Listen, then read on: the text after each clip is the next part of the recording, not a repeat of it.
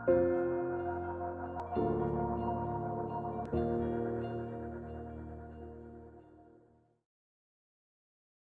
My dear students, last લેક્ચરમાં આપણે moulding send વિશે જોયું હતું કે મોલ્ડિંગ સેન્ડ આપણે કેવી રીતે બનાવીએ છીએ, બરાબર છે.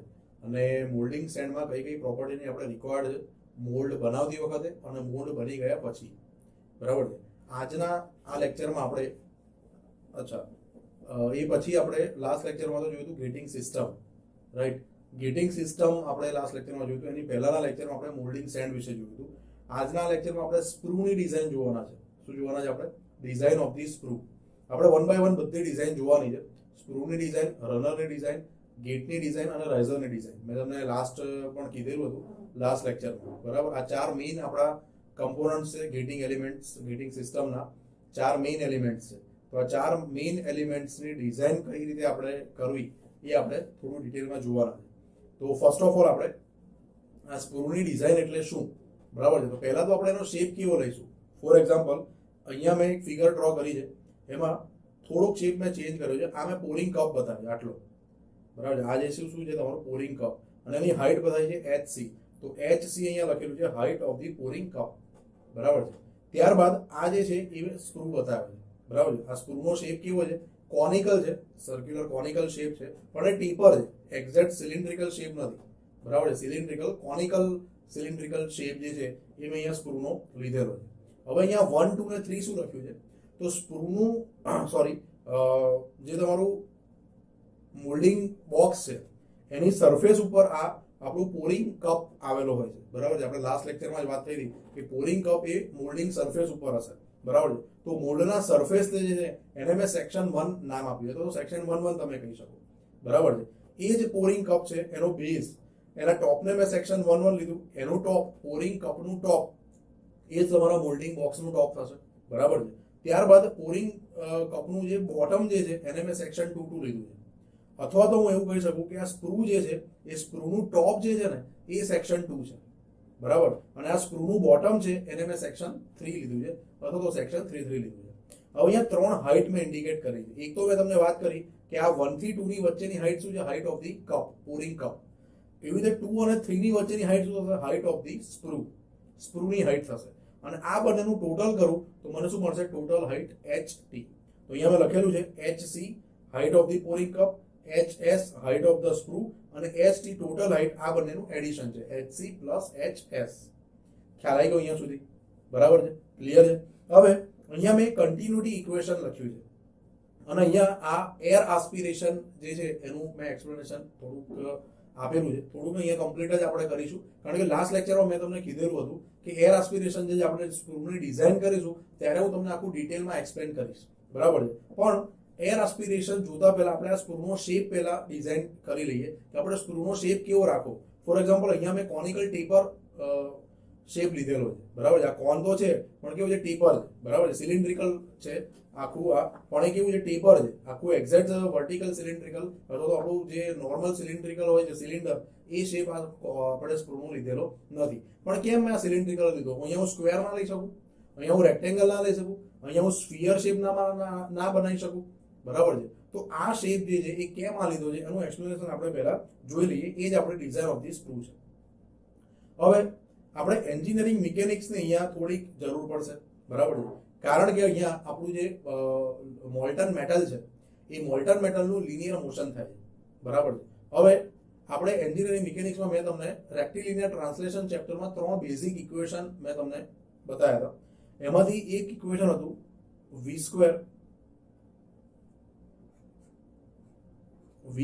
ઇઝ ઇક્વલ્સ ટુ v0 નો સ્ક્વેર પ્લસ 2ah, બરાબર છે.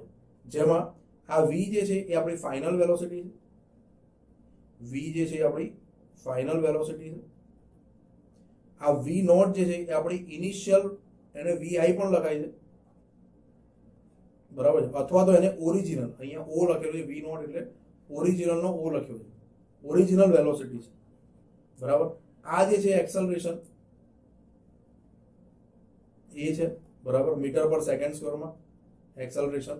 અને આ h જે છે આપણી હાઇટ છે, બરાબર છે. તો ઇનિશિયલ વેલોસિટી સાથે જ્યારે કોઈ બોડી અમુક હાઈટ ઉપરથી જ્યારે નીચે આવશે ત્યારે એની ફાઇનલ વેલોસિટી જે છે એ હાઈટ એને પાસ કરી હશે, એના પછી એની ફાઇનલ વેલોસિટી એટલું h જેટલું ડિસ્ટન્સ કાપ્યા પછી એની ફાઇનલ વેલોસિટી કેટલી હશે એ આપણને આ ઇક્વેશન ઉપરથી મળે છે. પણ અહીંયા ડિફરન્સ શું છે કે આપણી ઇનિશિયલ વેલોસિટી 0 છે. કેમ 0 છે? કારણ કે આપણે જ્યારે મોલ્ટન મેટલને કોઈ એક લેડલની અંદર લઈને આવીશું અને જ્યારે એને પોર કરીશું ત્યારે ઇનિશિયલી આપણે કોઈ ફોર્સ સાથે મોલ્ટન મેટલને પોરિંગ કરતા નથી. ઇનિશિયલી આપણે જ્યારે રેડી છે ત્યારે એની 0 વેલોસિટી છે, બરાબર છે. તો અહીંયા આપણે ઇનિશિયલ અથવા તો ઓરિજિનલ વેલોસિટી શું આવશે? 0. તો આ ઇક્વેશન હવે મારું શું થઈ જશે? હવે આ ઇક્વેશનને હું લખી શકું કે v² બરાબર 2ah થઈ ગયું, બરાબર છે. અને બીજું, જો આ એક્સલરેશનને હું અહીંયા ગ્રેવિટેશનલ એક્સલરેશન g થી બતાવું, આ એક્સલરેશનને હું અહીંયા ગ્રેવિટેશનલ એક્સલરેશન g 9.81 g થી બતાવું તો આ v² બરાબર હું 2gh પણ લખી શકું, બરાબર છે. અને અહીંયા જો હું v ને કરતા બનાવું તો આ સ્ક્વેર સામે જ હશે, તો સામે શું થઈ જશે? સ્ક્વેર રૂટ થઈ જશે, બરાબર છે. તો v બરાબર √2gh. અને આ જ ઇક્વેશન મેં અહીંયા ડાયરેક્ટ લખ્યું છે કે v બરાબર √2gh. આ ઇક્વેશન ક્યાંથી આવે છે? રેક્ટિલિનિયર ટ્રાન્સલેશનના બેઝિક જે આપણા 3 ઇક્વેશન હતા એમાંનું આ એક ઇક્વેશન છે v² બરાબર v0² પ્લસ 2h. એના ઉપરથી આ ઇક્વેશન આવે છે કે v બરાબર √2gh. ઘણી બધી બુકની અંદર તમે ડિગ્રી ડિપ્લોમામાં આ જે છે ઇક્વેશન જોયું હશે, પણ એ બેઝિક શું છે એ જો તમે એન્જિનિયરિંગ મિકેનિક્સના મારા લેક્ચર્સ અટેન્ડ કર્યા હશે એમાં રેક્ટિલિનિયર ચેપ્ટરની અંદર મેં આના સિવાય બીજા 2 બેઝિક ઇક્વેશન છે અને આના ઉપરના ક્વેશ્ચન બી મેં સોલ્વ કરાયેલા છે. ખ્યાલ આવે છે? બરાબર છે. તો v બરાબર √2gh આ ઇક્વેશન જે છે એ આપણે અહીંયા કામ લાગશે. કેમ? કારણ કે આપણું જે મોલ્ટન મેટલ છે એ અમુક હાઈટ કટ કર્યા પછી અમુક વેલોસિટી સાથે જે છે એ તમારા સ્ક્રૂના એન્ટ્રન્સ ઉપર એડ થશે અને સ્ક્રૂના એન્ડ આગળ એડ આવશે. ખ્યાલ આવે છે? તો હવે અહીંયા મેં v2 અને v3 લખ્યું છે. તો આ v2 એટલે શું છે? તો જે સેક્શન 1.1 સેક્શન 2.2 અને સેક્શન 3.3 મેં લીધો હતો એમાં સેક્શન 2 આગળની વાત કરું છું. જુઓ અહીંયા તમને બતાવું એટલે એક્ઝેક્ટ ખ્યાલ આવી જશે. અહીંયા આ આપણું જે લિક્વિડ છે, બરાબર છે, અહીંયા 1 આગળથી આપણે એને રેડવાનું ચાલુ કરીએ છીએ, બરાબર છે, મોલ્ડિંગ સરફેસ. ત્યાંથી એ આ hc જેટલી હાઈટ કટ કરીને જ્યારે આ 2 સેક્શન 2.2 ઉપર આવશે, મોલ્ટન લિક્વિડ મેટલ જે છે એ આ સેક્શન 2.2 ઉપર આવશે ત્યારે એની વેલોસિટી કેટલી હશે? તો આ v2 ની વેલોસિટી હશે આ હાઈટ √2gHc જેટલી હશે. ખ્યાલ આવે છે? √2gHc જેટલી હશે. અને આ જ આપણું મોલ્ટન મેટલ જ્યારે આ સેક્શન 3.3 ઉપર આવશે, અહીંયાથી સેક્શન 1.1 થી સેક્શન 3.3, ત્યારે એની વેલોસિટી v3 √2g આ ટોટલ હાઈટ જે છે એ આ બંનેનું એડિશન એટલે કે ht હશે. ખ્યાલ આવે છે? બે ખબર પડે છે કે નહીં? અહીંયા હું વાત કરું છું વેલોસિટી એટ ધી સેક્શન 2.2 અને વેલોસિટી એટ ધી સેક્શન 3.3. તો વેલોસિટી એટ ધ સેક્શન 2.2 એ હાઈટ ઓફ ધી કપ ઉપર ડિપેન્ડ કરે છે અને વેલોસિટી એટ ધી સેક્શન 3.3 એ ટોટલ હાઈટ એટલે કપની હાઈટ પ્લસ આપણા સ્ક્રૂની હાઈટ ઉપર ડિપેન્ડ કરે છે. આટલી વસ્તુ ખબર પડે. મેં એકદમ બેઝિક થી સમજાવ્યું છે કે આ ઇક્વેશન આવ્યું ક્યાંથી. કશું ગોખવાની જરૂર નથી, તમને મેં બધું જ શીખવાડેલું છે, બરાબર છે. તો પહેલેથી લેક્ચર જોતા આવજો. પહેલા એન્જિનિયરિંગ મિકેનિક્સ ના કર્યું હોય તો એને કમ્પ્લીટ કરજો. ઘણા બધા સબ્જેક્ટ્સની અંદર એનો ડાયરેક્ટલી ઇનડાયરેક્ટલી યુઝ આવશે જેમ અહીંયા આપણે યુઝ આવ્યો છે એવી રીતે, બરાબર છે. નેક્સ્ટ આપણે જઈએ કન્ટિન્યુટી ઇક્વેશન. હવે કન્ટિન્યુટી ઇક્વેશન એટલે શું છે એ પહેલા તમને ખબર હોવી જોઈએ.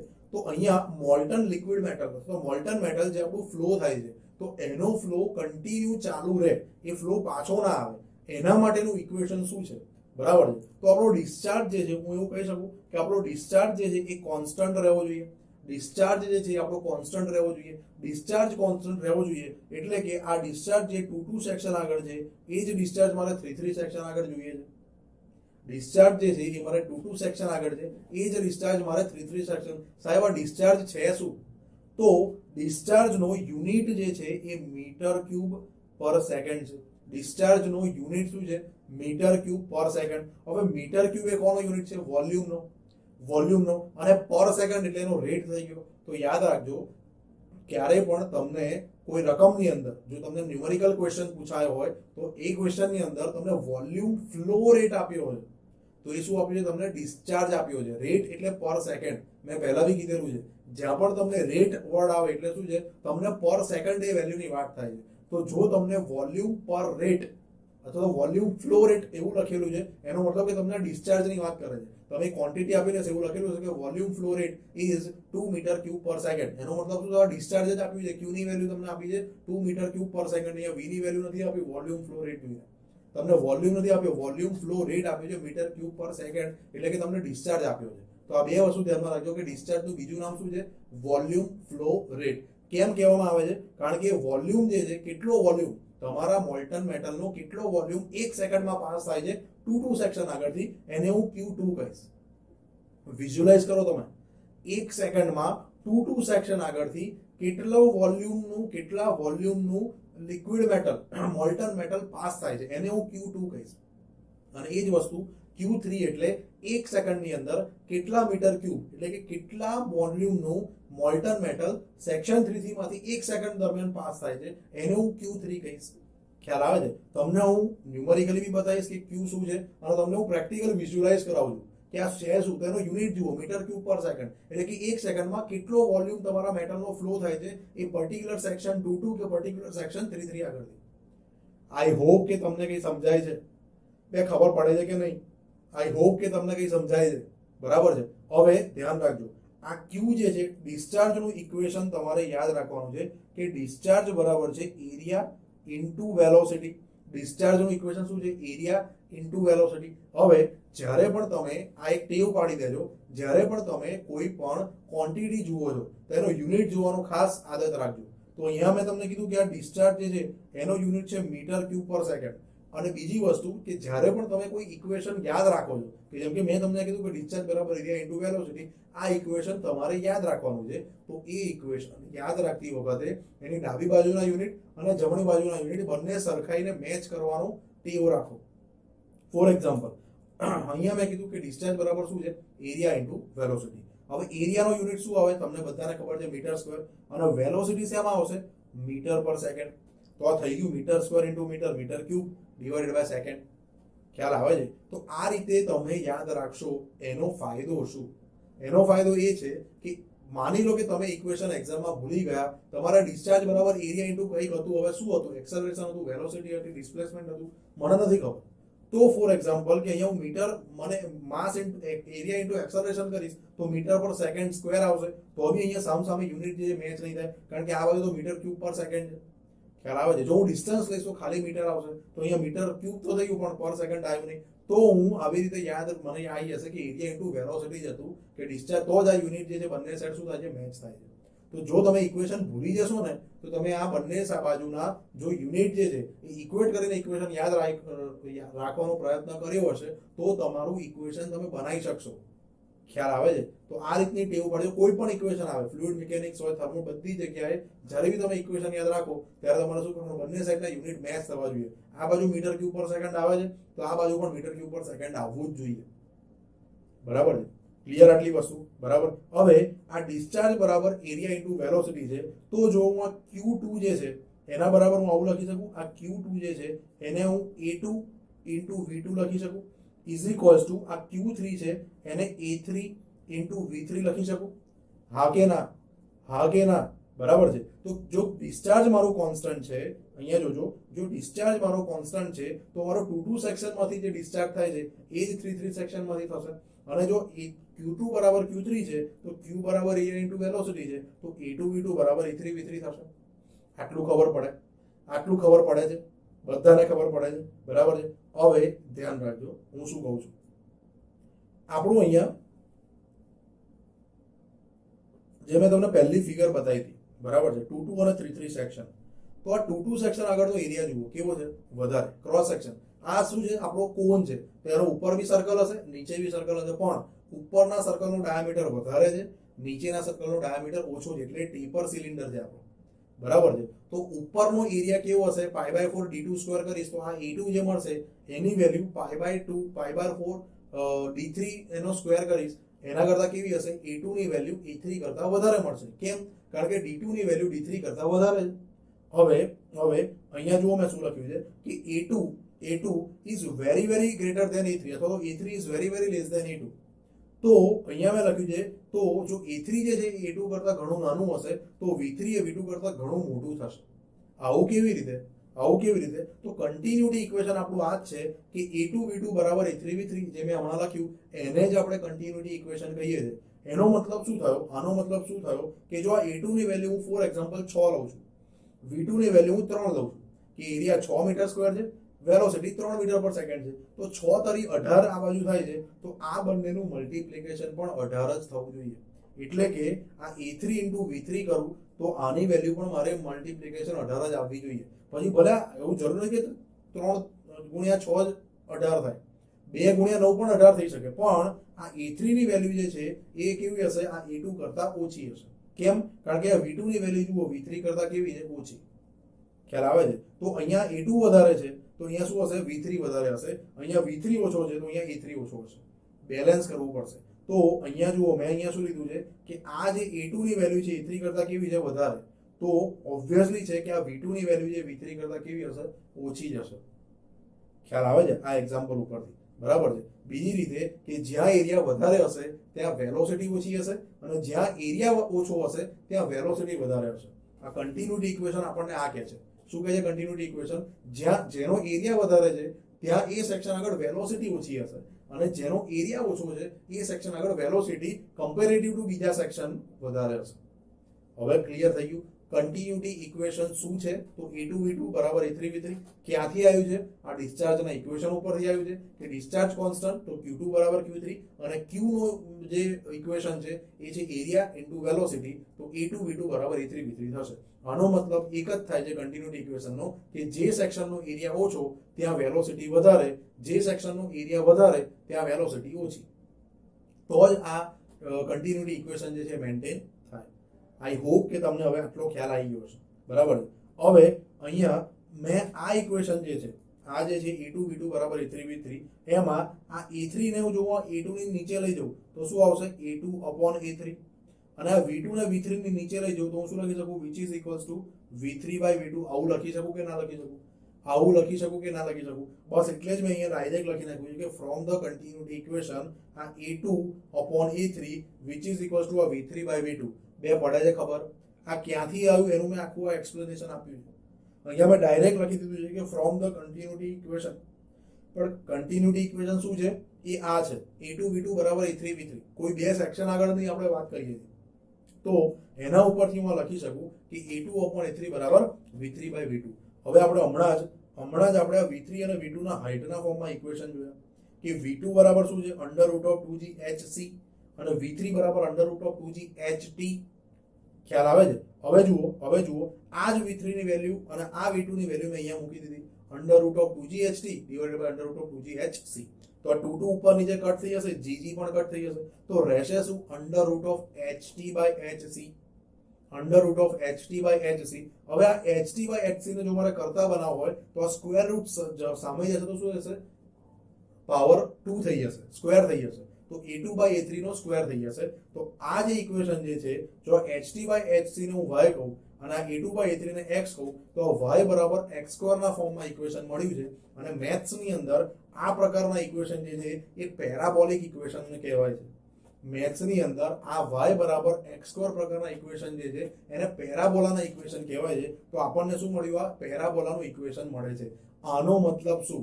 સાહેબ તમે આ બધું શું કરાવો છો? આનો મતલબ એ થયો કે ideal shape of the sprue is parabola. સ્પ્રૂનો આઈડિયલી શેપ ખરેખર તો કેવો હોવો જોઈએ? પેરાબોલિક શેપ હોવો જોઈએ. But due to manufacturing difficulty we produce tapered cylindrical shape. આપણને પેરાબોલા દર વખતે બનાવવાનું પોસાતું નથી, ટાઈમ વધારે જાય છે, પરફેક્શન આવતું નથી. એના લીધે આપણે શું કરીએ છીએ? આવો ટેપર્ડ સિલિન્ડ્રિકલ શેપ આપણે બનાવીએ છીએ. બે ખબર પડે છે કઈ? આ બધું હું શું કરાવું છું તમને કે તમને બેઝિક ઇક્વેશન ખબર હોવા જોઈએ. કન્ટિન્યુટી ઇક્વેશન શું છે? બરાબર છે. ડિસ્ચાર્જનું ઇક્વેશન શું છે? વેલોસિટી બરાબર √2gh કેવી રીતે આવે છે? આ બધું મેં તમને એક્સપ્લેન કર્યું, કારણ કે તમને એક્ઝામમાં ન્યુમેરિકલ ક્વેશ્ચન ગમે ત્યાંથી પૂછી શકે છે. તો આપણે તૈયારી જે છે એ કોઈ પર્ટિક્યુલર ક્વેશ્ચન રિલેટેડ નહીં કરવાની. આપણે ટોપિકના કન્સેપ્ટ જો આપણા ક્લિયર હશે તો આપણને કોઈ બી ક્વેશ્ચન પૂછશે આપણને આવડશે, આપણે રેડી છે. બરાબર છે. હવે હું તમને એર આસ્પિરેશન ઇફેક્ટ ઉપર લઈ જઉં છું. બરાબર છે, આપણી ડિઝાઇન પતી ગઈ છે કે ભાઈ મને ખબર પડી ગઈ કે સ્ક્રૂની ડિઝાઇનમાં મારે શું કરવાનું છે, તો મારે ટેપર્ડ સિલિન્ડ્રિકલ શેપ રાખવાનો છે. હવે એમાં મારે શું કરવાનું, તો મને ખાલી ડાયામીટર D2 અને ડાયામીટર D3, જો આ બે ડાયામીટર મને ખબર હોય તો હું સ્ક્રૂ બનાવી શકું. તો સ્ક્રૂની ડિઝાઇનમાં આપણે શું કરીએ છીએ, કે ડાયામીટર D2 અને D3 ફાઇન્ડ કરવાનો છે. જો તમને પેપરમાં એવું પૂછે કે ડિઝાઇન ધ સ્ક્રૂ, એનો મતલબ શું છે કે તમારે D2 અને D3 ડાયામીટરને ફાઇન્ડ કરવાના છે, અથવા તમારે A2 અથવા A3 સેક્શનને શોધવાનું છે, π/4 D2 સ્ક્વેર કે π/4 D3 સ્ક્વેર કરીને. ખ્યાલ આવે છે? તો સ્ક્રૂની ડિઝાઇન આપણી પતી ગઈ. હવે મારે તમને સમજાવવું છે કે આ એર આસ્પિરેશન ઇફેક્ટ છે શું. હવે અહીંયા જુઓ કે આઈડિયલી આપણો આ જે શેપ જે છે સ્ક્રૂનો એ કેવો છે, પેરાબોલિક છે. તો પેરાબોલિક શેપ જે છે આવો રેડ કલરમાં જે મેં બતાવ્યો છે એ બનશે. પણ આપણે એકચ્યુઅલી કેવું બનાવીએ છીએ, ટેપર્ડ કોનિકલ શેપ બનાવીએ છીએ આ રીતનો. હવે અહીંયા જોજો, હવે અહીંયા આવી જાઓ. જો આપણે ટેપર્ડ બી ના બનાવીને ખાલી સિલિન્ડ્રિકલ સ્ટ્રેટ સિલિન્ડ્રિકલ શેપનો જ મેં આખો સ્ક્રૂ બનાવી દીધો છે, તો શું થશે, તો જુઓ અહીંયા તમને જગ્યા દેખાય. હવે હું તમને એક વાત કહું જે આપણે ડે ટુ ડે લાઈફમાં જોઈએ છે. જો તમે 15 કિલોનો જે આપણો તેલનો ડબ્બો આવે છે, એ ડબ્બામાંથી જો તમે તેલની બરણીમાં જો કાઢ્યું હશે, તો એનો ફ્લો જો તમે જોયો હશે, તો પહેલા જ્યારે તેલના ડબ્બામાંથી તેલ નીકળે છે ત્યારે એનું વોલ્યુમ કેવું હશે, ત્યારે એનો એરિયા જે વધારે હશે, અને ધીમે ધીમે જ્યારે નીચે પડશે એમ એનો પેરાબોલિક શેપ થતો હશે. ઓબ્ઝર્વ કરજો. આ ડે ટુ ડે લાઈફમાં આપણે જોઈએ છે પણ આપણને ખબર નથી હોતી. કોઈ પણ વસ્તુને જ્યારે આપણે રેડીશું અને નીચે આવશે ત્યારે એનો શેપ જે છે પેરાબોલિક એક જગ્યાએ કોન્સન્ટ્રેટ થઈ જશે, પેરાબોલિક શેપ ક્રિએટ કરશે. બરાબર છે? તો આપણું મોલ્ટન લિક્વિડ મેટલ જ્યારે આ સેક્શન 223 સેક્શન 33 ઉપર આવે છે, સ્ક્રૂના ટોપ થી બોટમ આવે છે, ત્યારે આ રીતે પેરાબોલિક શેપમાં જ અંદર આવવાનું છે, પેરાબોલિક શેપમાં જ નીચે આવશે. ખ્યાલ આવે છે? જ્યારે અહીંયાથી અહીંયા તમારું મોલ્ટન મેટલ આવશે ત્યારે પેરાબોલિક શેપમાં આવશે, તો આટલી જગ્યાએ જે શું રહેશે, ખાલી રહેશે. જો આપણે સ્ટ્રેટ સિલિન્ડ્રિકલ શેપ આપણે બનાવ્યો છે તો આટલી જગ્યા ખાલી રહેશે, અને ટેપર્ડ સિલિન્ડ્રિકલ બનાવ્યો તો એના કરતાં થોડી ઓછી જગ્યા ખાલી રહેશે. દેખાય? પણ તો હવે આ જગ્યામાં થશે શું, તો શું થશે કે આ જ્યારે મોલ્ટન મેટલ જ્યારે સેક્શન 223 સેક્શન 33 તરફ નીચેની સાઈડ જતું જશે ત્યારે એ ખાલી જગ્યામાં આસપાસના એટમોસ્ફિયરમાં જે એર રહેલી છે એ એરને પોતાની સાથે લઈ જશે, જેને આપણે એર આસ્પિરેશન ઇફેક્ટ કહીએ છીએ. તમારી મોલ્ટન મેટલ બરાબર છે એ જ્યારે ગેટિંગ સિસ્ટમમાંથી જે એર રહેલી છે, આસપાસની એર રહેલી છે, એ એર લઈને જો તમારી કેવિટીમાં જાય છે તો એ ઇફેક્ટને આપણે શું કહીએ છીએ, એ જે એર મોલ્ટન મેટલમાં ભળવાની જે ઇફેક્ટ છે એને આપણે કહીએ છીએ એર આસ્પિરેશન ઇફેક્ટ. તો સાહેબ આપણે શું આ એર આસ્પિરેશન ઇફેક્ટ થશે તો એનાથી ફરક શું પડશે, તો ભાઈ તમારા કાસ્ટિંગની અંદર મોલ્ટન મેટલની સાથે એર આવી ગઈ છે. હવે જો તમારું કાસ્ટિંગ સોલિડ જે મોલ્ટન મેટલ જે છે એ ઠંડી પડે છે, સોલિડિફિકેશન થાય છે, અને એ એર જો અંદરની અંદર રહી ગઈ તો એ ગેસ ડિફેક્ટ પ્રોડ્યુસ કરશે. ગેસ ડિફેક્ટ પ્રોડ્યુસ થવાના કારણે તમારું જે એ પાર્ટ જે છે એની ડેન્સિટીમાં વેરિએશન આવશે. તમારું જે કાસ્ટિંગ બન્યું છે એમાં જ્યાં મેટલ છે ત્યાં ડેન્સિટી વધારે છે, જ્યાં એર છે ત્યાં ડેન્સિટી ઓછી છે, અને એના લીધે તમારો જે સેક્શન, તમારો જે પાર્ટ જે છે એ વીક બની જશે, ત્યાંથી ક્રેક પડી જશે જ્યાં એર છે ત્યાં, અને ક્રેક પડે તો તમારો પાર્ટ તૂટી જશે, પાર્ટનું ફેલિયર થવાના ચાન્સીસ વધી જશે. તો આપણે ગેસ ઇફેક્ટ જોઈતી નથી, તો એના માટે આપણે એર આસ્પિરેશન ઇફેક્ટ જોઈતી નથી, તો એના માટે આપણે સ્ક્રૂનો આઈડિયલી શેપ આ પૂછાય છે કે સ્ક્રૂનો આઈડિયલી શેપ પેરાબોલા છે, પણ એકચ્યુઅલીમાં આપણે કેવું રાખીએ છીએ, ટેપર્ડ સિલિન્ડ્રિકલ શેપ રાખીએ છીએ. આઈ હોપ કે તમને ખબર પડી હશે. હવે હું તમને એર આસ્પિરેશન ઇફેક્ટ વાંચીને બતાવું એટલે તમને એક્ઝેક્ટ ખ્યાલ આવી જશે. If the atmospheric gases will be absorbed ક્યાં into the gating element screw, બરાબર છે, it will mix with the liquid metal. જો એ અંદર આવી ગયું તો એ શું થશે, લિક્વિડ મેટલ સાથે મિક્સ થશે, and then it will form the gas defect, અને ગેસ ડિફેક્ટ બનાવશે. This effect is known as a air aspiration. આ જે ગેસ ડિફેક્ટ બનવાની જે ઇફેક્ટ છે એને આપણે શું કહીશું કે આ જે ગેસ ડિફેક્ટ પ્રોડ્યુસ છે એમાં લીધે થઈ છે, એર આસ્પિરેશનના કારણે થઈ છે. Two avoid this ideal shape of the sprue is parabola. બરાબર છે? જો આ તમારે ના થવા દેવું હોય તો આઈડિયલી સ્ક્રૂનો શેપ તમારો પેરાબોલા હોવો જોઈએ, પણ એકચ્યુઅલમાં આપણે શું લઈએ છીએ, ટેપર્ડ સિલિન્ડ્રિકલ શેપ લઈએ છીએ. આઈ હોપ કે તમને ખબર પડી હશે કે સ્ક્રૂની ડિઝાઇન આપણે કેવી રીતે કરીએ છીએ અને એમાં એર આસ્પિરેશન કઈ રીતે થાય છે. હવે આપણે બે મોટા સમ જોવાના છે સ્ક્રૂની ડિઝાઇન માટે, જેથી આપણને એક્ઝેક્ટ ખ્યાલ આવે કે સ્ક્રૂની ડિઝાઇન જે છે એકચ્યુઅલમાં થાય છે કેવી રીતે. બરાબર છે? કેમ આપણે લાંબા લાંબા સમ કરવાના છે? કારણ કે એક્ઝામની અંદર ન્યુમેરિકલ ક્વેશ્ચન આવે તો આપણને કોઈ ટેન્શન રહેશે નહીં. આપણે વિધાઉટ એની ટેન્શન આપણે ક્વેશ્ચન, કારણ કે તમને આટલું લાંબુ નહીં પૂછાય ક્વેશ્ચન, તમને એમનો કોઈ એક પાર્ટ પૂછી લેશે, તો એ પાર્ટ તમે ગોખવા કરતા આખો એક ન્યુમેરિકલ તમે કરેલો હશે તો ગમે તેને તમને ક્વેશ્ચન પૂછશે, તમે એને within a fraction of second solve કરીને આવી જશો. જોઈએ આપણે ફર્સ્ટ ક્વેશ્ચન પહેલા. Calculate the dimension of the screw.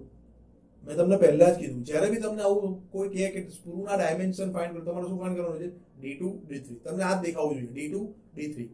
Two avoid the air aspiration effect and to feed the liquid metal at the rate of 20 kg per second.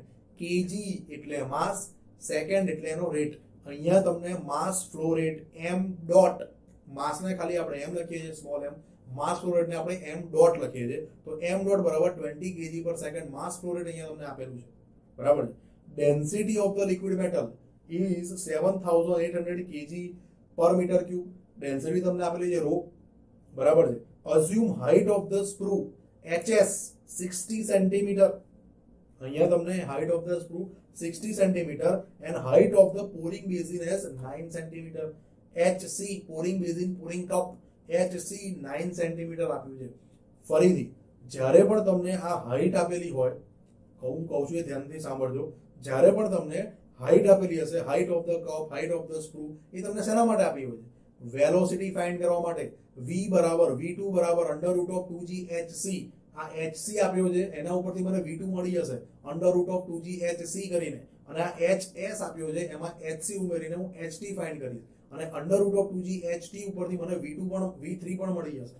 તો જ્યારે પણ ક્વેશ્ચનમાં તમને હાઇટ ઓફ ધ સ્ક્રૂ અને height of the cup આપેલા હોય, એનો મતલબ કે તમને v2 અને v3 ની વેલ્યુ નોન છે, તમે ઇક્વેશન ઉપરથી ફાઇન્ડ કરી શકો છો.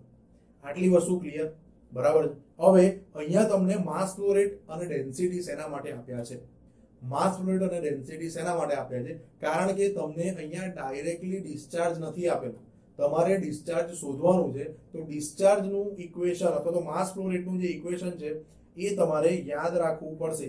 માસ ફ્લો રેટનું ઇક્વેશન છે density into discharge. Mass flow રેટનું equation છે ડેન્સિટી ઇન્ટુ ડિસ્ચાર્જ. આપણે ટેવ શું પાડવાની છે કે આપણે બંને સાઈડ યુનિટ જે છે એ સરખાવવાની ટેવ પાડવાની છે. માસ ફ્લો રેટનો યુનિટ શું છે? kg પર સેકન્ડ, બરાબર છે. ડેન્સિટીનો યુનિટ શું છે?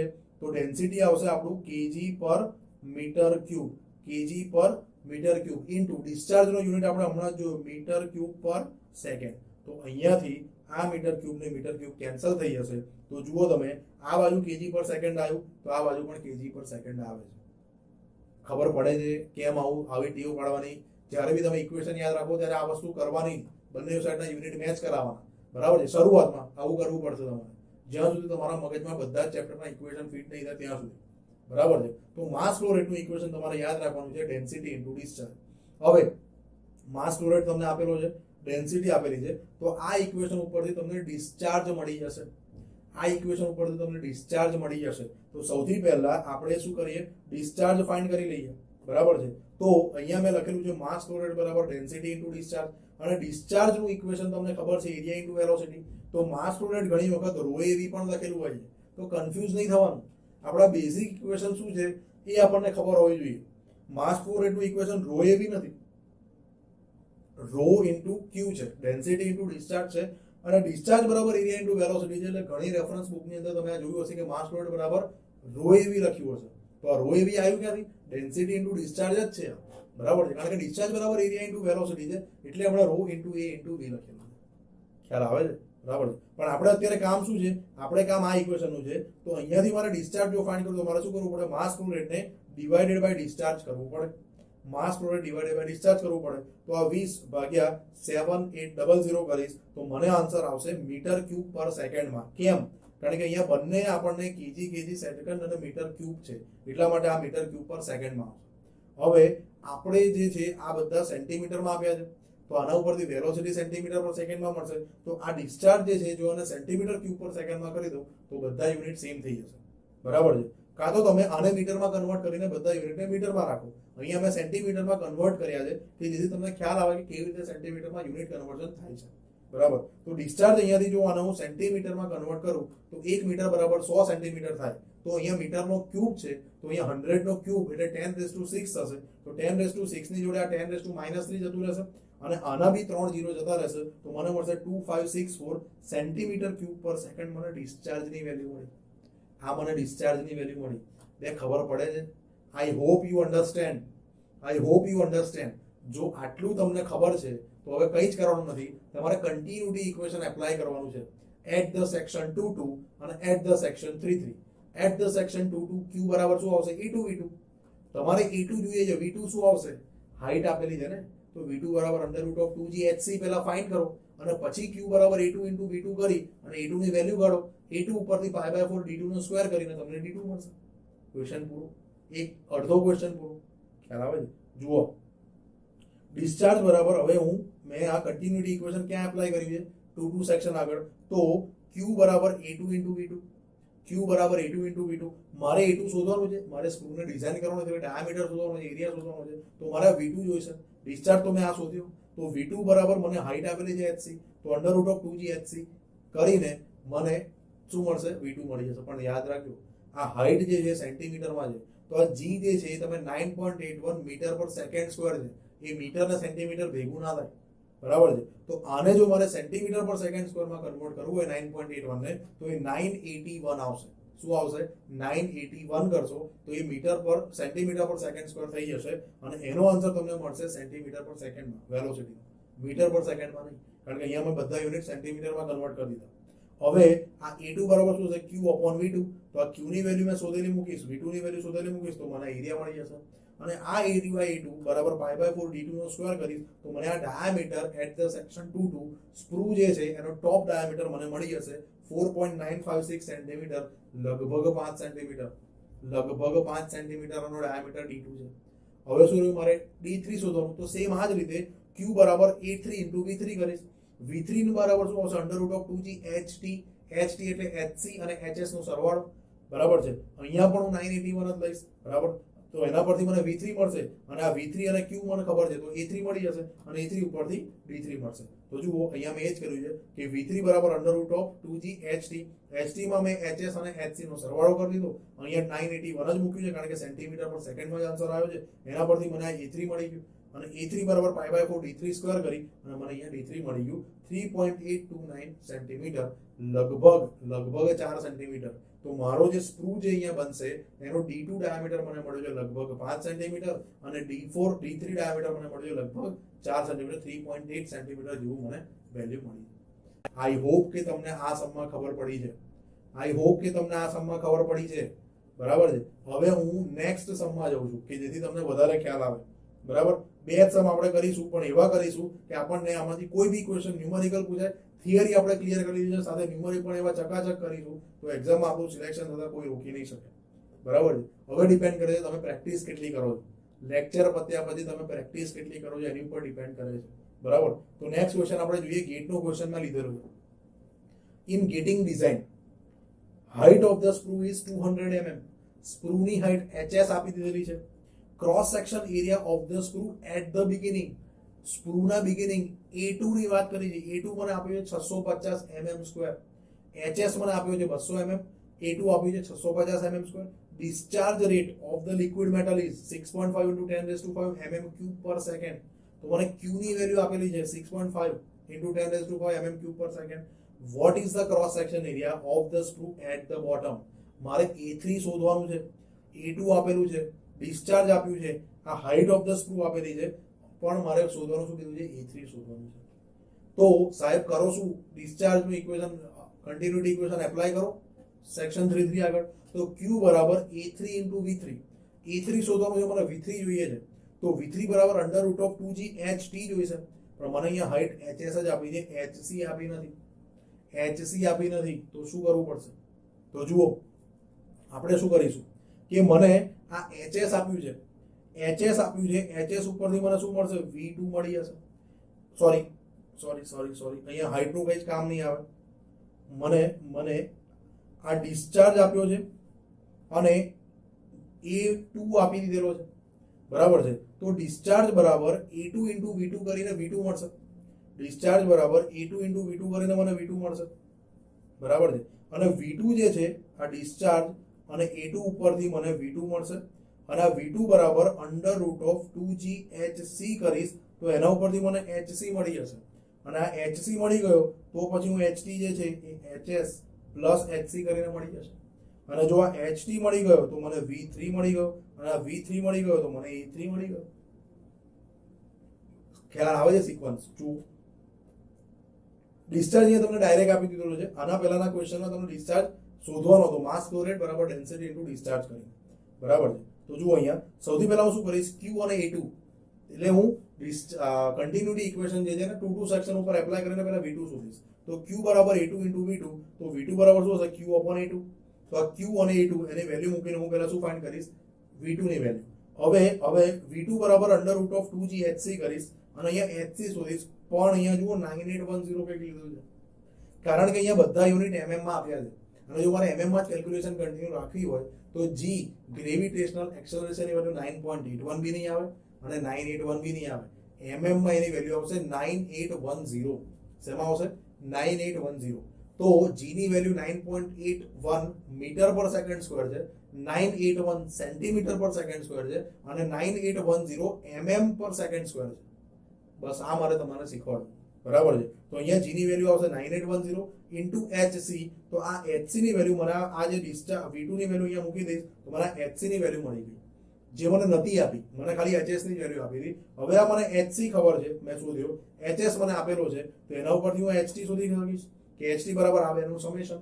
તો HT મળી ગયો તો હવે મેં તમને શું કીધું હતું તો કે જો આપણને HT મળી જશે, બરાબર છે, તો આપણે ડિસ્ચાર્જ જે છે હવે હું એના ઉપરથી V3 શોધી શકીશ અંડર રૂટ ઓફ 2GHT કરીને, બરાબર છે. અને V3 શોધ્યા બાદ હું Q બરાબર A3 V3 કરીને A3 શોધી શકીશ, બરાબર છે. શું કરીશું, આ જે મને HT મળ્યો છે HT ઉપરથી હું શું ફાઇન્ડ કરીશ, V3 બરાબર અંડર રૂટ ઓફ 2GHT, બરાબર છે. અને ત્યારબાદ હું આ ડિસ્ચાર્જ બરાબર A3 ઇન્ટુ V3 આના ઉપરથી મને શું મળશે, V3 મળી જશે, બરાબર છે. તો આ A3 જે છે એ મને અહીંયાથી મળી જશે કારણ કે મને ડિસ્ચાર્જ ખબર છે, V3 મેં ફાઇન્ડ કરી દીધું, ડિસ્ચાર્જ તો મને આપેલો જ છે આમાં. તો આ રીતે પણ તમને A3 મળે. અને બીજું ડાયરેક્ટલી જો આ બે સ્ટેપમાં તમારે ના કરવું એક જ સ્ટેપમાં સમ બતાવવો હોય તો જ્યારે પણ તમને હાઇટ ખબર છે અને બેમાંથી કોઈ એક એરિયા તમારી નોન છે અને બીજું એરિયા તમારે શોધવાનો હોય તો ડાયરેક્ટલી આજે પહેલું ઇક્વેશન આપણું હતું A2 upon A3 બરાબર under root of HT by HC. આ ઇક્વેશન ઉપરથી તમને હાઇટ બંને ખબર છે HT HC, તમને A2 ખબર છે તો A3 મને અહીંયાથી ડાયરેક્ટ મળી જશે. અહીંયાથી મને A3 જે છે ડાયરેક્ટ મળી જશે. બે ખબર પડે છે, બરાબર છે. તો બે રીત છે કે તમે આ રીતે બી જઈ શકો અને ડાયરેક્ટ જો તમને આ ઇક્વેશન યાદ રહેતું હોય કે A2 upon A3 બરાબર under root of HT by HC તો એના પરથી ડાયરેક્ટ તમને A3 મળી જશે. બાકી આ રીતે પણ તમને મળી જશે. આન્સર તો બંનેનો એક જ આવવાનો છે. આ રીતે પણ તમને મળી જશે, આન્સર બંનેનો એક જ આવશે. ટેન્શન ન કરો, બરાબર છે. હવે આપણે નેક્સ્ટ જઈએ છે રનર. આપણી સ્ક્રૂની ડિઝાઇન પૂરી, એર એસ્પિરેશન પૂરું થઈ ગયું. હવે આપણે રનરની ડિઝાઇનની વાત કરીએ, બરાબર છે. તો રનર જે છે એ શું છે પહેલા તો રનર જે છે એ આપણા સ્ક્રૂમાંથી જે લિક્વિડ મેટલ આવે છે એને ગેટ સુધી ટ્રાન્સફર કરવાનું કામ કરે છે, એ પોસ્ટમેન છે. રનરનું કામ શું છે, સ્ક્રૂમાંથી જે લિક્વિડ મેટલ આવ્યું એને ગેટ સુધી લઈ જવાનું, બરાબર છે. તો એના બે શેપ તમે રાખી શકો છો, કાં તો તમે ટ્રેપેઝોઇડલ રાખો કાં તો તમે સિલિન્ડ્રિકલ રાખો, કાં તો તમે ટ્રેપેઝોઇડલ રાખો કાં તો તમે સિલિન્ડ્રિકલ રાખો. ટ્રેપેઝોઇડલ ક્યારે રાખીશ ને સિલિન્ડ્રિકલ ક્યારે રાખીશ એ ક્વેશ્ચન પૂછાય છે, બરાબર છે. તો જુઓ, to minimise discharge and turbulence loss of the liquid metal. જો મારે ડિસ્ચાર્જ ઓછું જોઈએ છે, જો મારે ટર્બ્યુલન્સ ડિસ્ચાર્જ ક્યારે ઓછું જોઈતું હોય તો મેં તમને last lecture gating system design, gating સિસ્ટમમાં જે મેં છેલ્લે લખેલું હતું કે for the ferrous material fluidity એની ફેરસ મેટલની ઓછી છે એટલે એની વેલોસિટી પણ ઓછી છે અને નોન ફેરસ મેટલની ફ્લુઇડિટી વધારે છે એટલા માટે એની વેલોસિટી પણ વધારે છે. પણ મારે એટલી વેલોસિટી ના જોઈતી હોય, જો મારી પાસે નોન ફેરસ મોલ્ટન મેટલ હોય તો મારે ત્યાં ડિસ્ચાર્જ ઓછું કરવું પડશે, તો ત્યાં મારે ટ્રેપેઝોઇડલ રનરનો યુઝ કરવો પડશે. તો જો મારે ડિસ્ચાર્જ ઓછું જોઈતું હોય, જો મારે ટર્બ્યુલન્સ લોસ ઓછું કરવો હોય તો shape of the runner is trapezoidal. તો ત્યાં આપણે રનરનો શેપ ટ્રેપેઝોઇડલ સિલેક્ટ કરીશું, બરાબર છે. But it is having more surface area as compare to cylinder. સિલિન્ડરનું જે સરફેસ એરિયા છે એના કરતાં જે ટ્રેપેઝોઇડ જે છે એનો સરફેસ એરિયા વધારે છે. સરફેસ એરિયા વધારે છે તો તમારા રનર જે છે એના એક છેડેથી બીજા છેડા સુધી ફ્લુઇડ જતા જતા હીટ લોસ વધારે થશે. તમારા રનરના એક છેડા પરથી મોલ્ટન લિક્વિડ મેટલ બીજા છેડા પર આવશે એટલે કે સ્ક્રૂમાંથી એ ગેટ સુધી પહોંચતા પહોંચતા હીટ લોસ વધારે થશે એઝ કમ્પેર ટુ સિલિન્ડર. તો સિલિન્ડરનો શેપ ક્યારે સિલેક્ટ કરીશ કે જો મારે હીટ લોસ ઓછું કરાવવું હોય, to minimize the heat transfer losses of the liquid metal which is passing through the runner. રનરમાંથી પાસ થતા લિક્વિડ મેટલનો હીટ ટ્રાન્સફર લોસ જો મારે ઓછો કરાવવો હોય તો મારે શું કરવું પડશે? Cylinder will be consider as a shape of the riser. તો મારે રાઇઝરના શેપ તરીકે સિલિન્ડરને લેવો પડશે. આઈ હોપ કે તમને કંઈ ખબર પડે છે. આ ડાયરેક્ટ ક્વેશ્ચન પૂછે છે. કે to minimise the heat transfer losses which of the shape which is the shape of the runner. તો રનરનો શેપ તમે કયો રાખશો? ટ્રેપેઝોઇડલ કે સિલિન્ડર?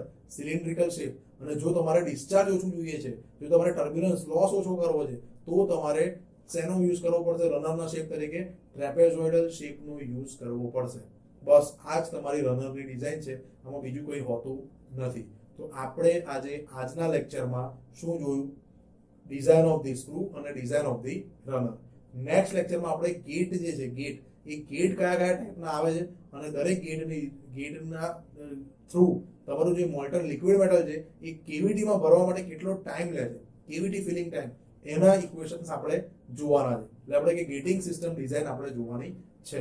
બરાબર છે? તો આ પીડીએફ છે એ સ્ટડી મટીરિયલમાં અવેલેબલ છે. તો એમાં તમે જઈને રિવિઝન કરજો પ્રોપર અને પછી તમે નેક્સ્ટ લેક્ચર જોજો. તો મળીએ આપણે નેક્સ્ટ લેક્ચરમાં.